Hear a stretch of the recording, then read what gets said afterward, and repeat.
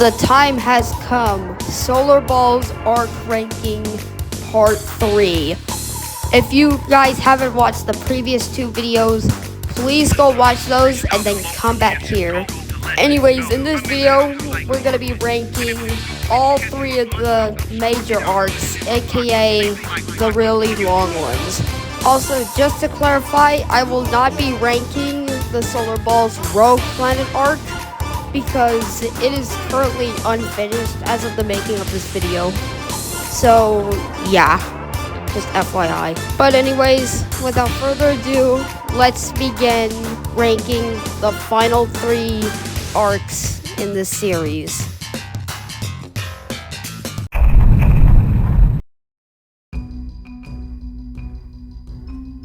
We start this video with the Moon Revolution arc. And honestly, in my opinion, out of the three major arcs, I think this one is like the least good, but that doesn't mean it's that bad though. Anyways, this all happened because the Earth said some pretty offensive things. Stop! Don't say it! He's just a moon, okay? We're nothing alike. Come on, don't be rude. No! Moons should know their place. Keep saying silly things like this and you'll make them think they can become planets like us. Anyways, after all that, Titan was to have like a strike with all the planets just to see that the planets and moons are equals. But then Ganymede says that this is a terrible idea and decides to change things up a little bit. Anyways, Luna eventually returns, only to find out that the other moons have changed the plan, which is this. If we don't make noise, they won't listen. The only way they'll ever respect us is if we bring down their golden boy. Wait, you don't mean... We are taking down the Earth. Are you with us? Also, speaking of the moon, yeah, the Earthlings are concerned because the moon is gone, and this scene with Canada is so funny. Do you even know how big the moon is? Not bigger than your mom. Anyways, cutting back to the Earth, we actually see that his friends abandoned him because of the way he treated them over the years. But thankfully, Mercury and Luna later decide to help Earth improve his ways. Which, by the way, I'm not going to spoil any of this because I want you guys to watch it yourselves. Anyways, now that we're done talking about the important stuff in this arc, let's go ahead and talk about the pros and cons. So anyways, we'll talk about the cons first. First of all, although this arc has a pretty good ending, I feel like it can be done like a bit better. Like there's this scene with Pluto and Sharon where like they explain that like making the planets respect them with violence is a terrible idea, which is honestly a pretty good message. But then we get this scene. Ooh, well, this was fun. Too bad it's over though. Yeah, over. And then it just straight up ends. And by the way, there's an episode called The Rocky Planets, which should have been a better ending than what we got. Another con I could give this arc is that they actually like mix old episodes with new episodes, which makes some scenes look a little bit weird. Like you can literally hear like the change in Ganymede's voice. Hey, Saturn's moons, what's going on? Why is your planet all squeaky and annoying? Like you! You are bigger than Mercury! Did you know that? I am? But hey, I shouldn't be so harsh on this arc, considering that it's literally the first long arc of its kind. Speaking of which, let's go on to the pros. First off, there are some scenes in this arc that are actually like really entertaining to watch. Like this asteroid dodgeball match between Venus and Mars. And also the fact that this arc actually has some pretty funny moments. Oh, and Ganymede? Yeah? Call another moon babe again, and I'll push you out of your orbit into the void of space. Gotcha! My radius is bigger! Yeah! Ugh, boys. Anyways, although this arc has some issues, it's still a pretty good one. So for that, I'm gonna give this arc an A+. And these arcs can only get better from here. Now, this arc is actually a major step up from the previous arc, and unlike the Moon Revolution arc, the Planet X arc actually has a proper ending. So anyways, let's begin talking about it. First off, the sun decided to do a solar system trial with the moons versus the planets because of the revolution crap. And the moons won the trial, but in return, the sun exiles Ganymede and Europa for planning the revolution. And finally, Ganymede, Europa, while I understand your intentions, I cannot allow you to stay in my solar system. From now on, you two are banished. What? Anyways, later Ganymede and Europa wander beyond the Kuiper Belt, and they find a mysterious entity floating around in the darkness. Hey, who are you? I've spent millions of years alone. Maybe I had a name and forgot. Maybe I simply never had one. But you can call me Planet X. Yup, Ganymede and Europa found Planet X. And you might be thinking, why the heck is Planet X all the way out here? Well, I'm not being silenced! Ah! X!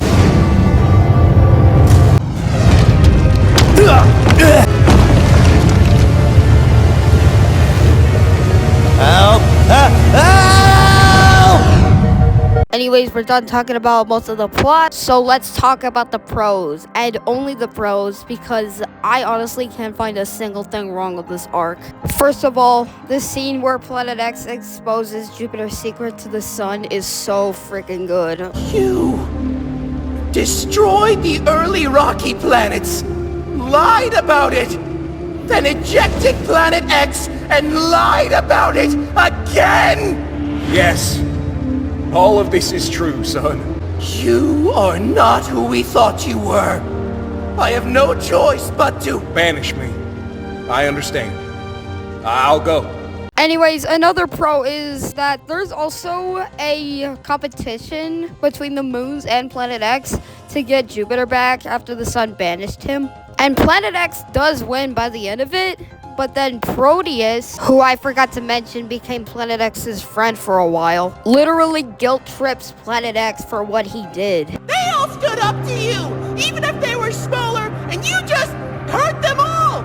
I don't want to be your friend anymore!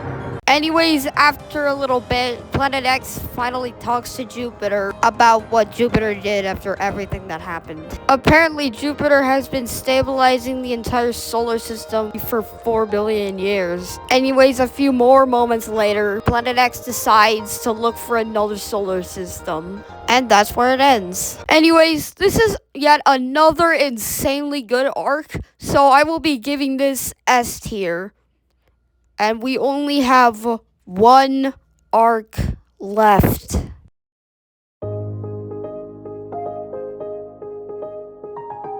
Oh my gosh. I don't think I've ever seen a Solarballs arc this amazing in my entire life.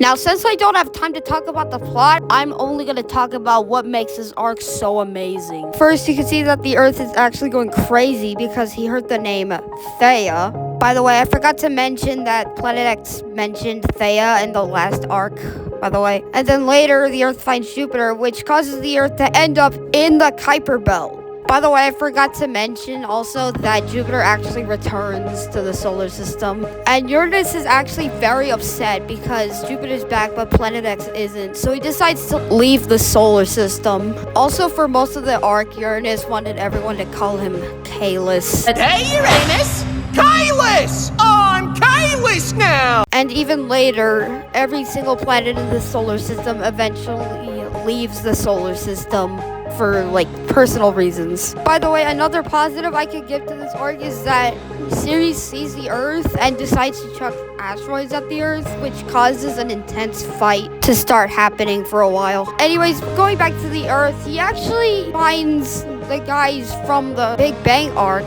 asking them what life is about, and he didn't really get the answers he wanted until he ends up in a white area where he found 2 celestial bodies. You need to wake up, Earth. Are you? Thea? The longer you stay here, the more in danger you are. And you are Proto-me?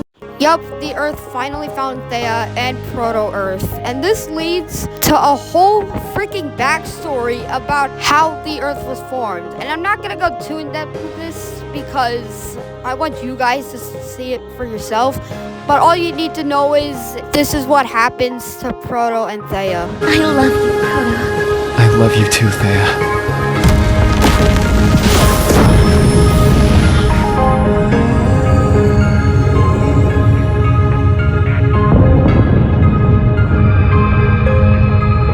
Anyways, everybody found the Earth, even Uranus, who changed his mind about leaving because of Neptune. I guess I couldn't say no to my old cobber. You must be talking about me! Yeah.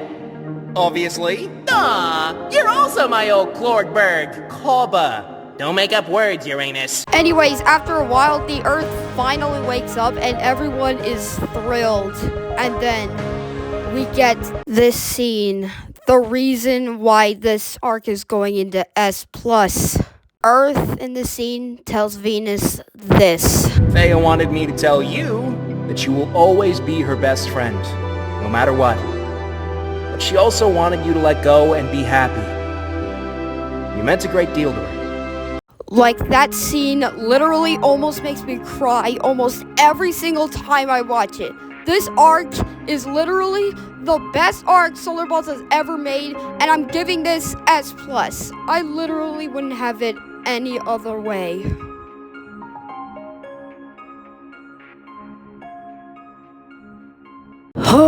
Finally, we're done.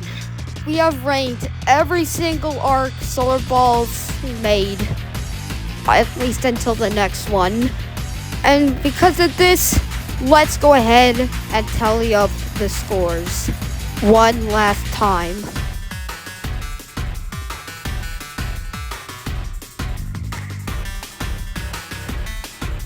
Anyways, thank you guys so much for watching this Solarballs arc ranking series. I really hope you guys enjoyed it. And tell me in the comments what else do you think I should make ranking videos of next. But anyways, take care and see you in the next video.